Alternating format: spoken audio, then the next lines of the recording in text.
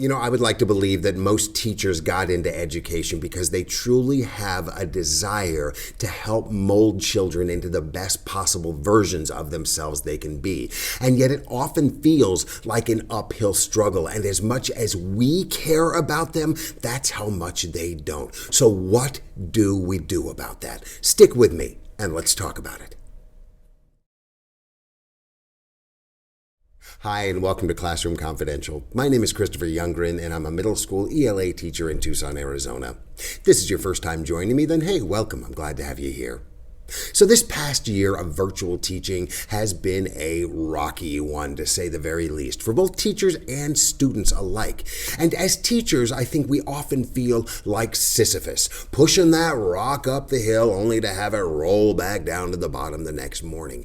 And it's a constant challenge sometimes to keep the faith because we feel like we're not able to keep the students constantly engaged. And many of us might feel like we're losing them a little more every day that this quarantine continues. So how do we get them to care about their own education? Because punitive ways don't seem to work. Admin saying, you know what, you better pass or else you're going to be held back, or summer school or weekend workshops or whatnot, they don't care. They're not motivated by fear tactics. So the question is, what does motivate them? And the answer is, they do.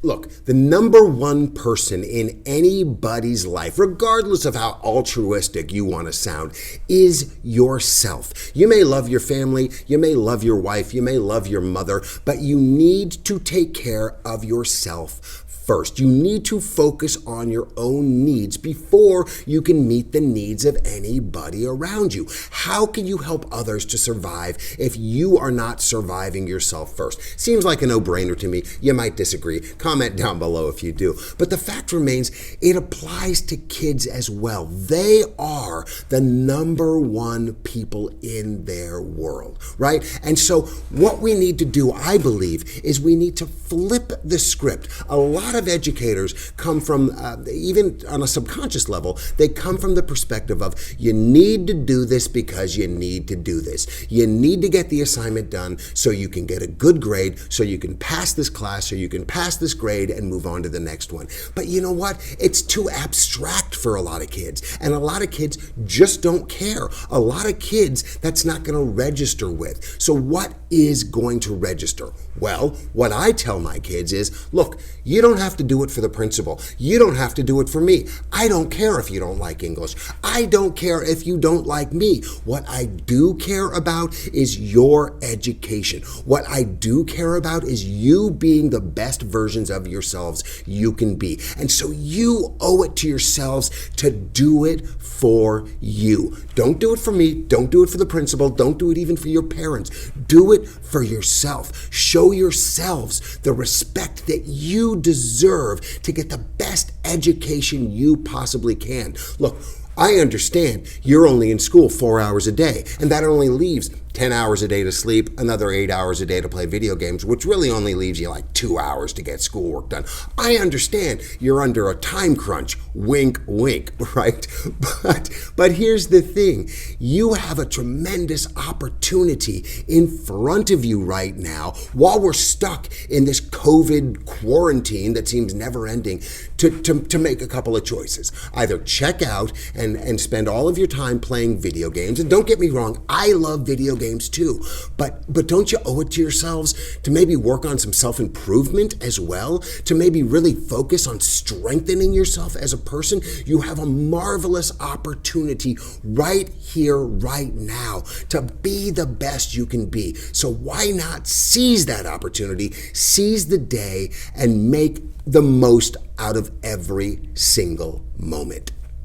So that's what I say to them. And whether or not it falls on deaf ears, I don't know. But I believe it's a lot more effective a strategy to put it back on them and say, gosh, don't you owe it to yourselves to take care of yourselves? Don't you owe it to yourselves to improve yourselves? Rather than saying, do it or else you're going to be held back.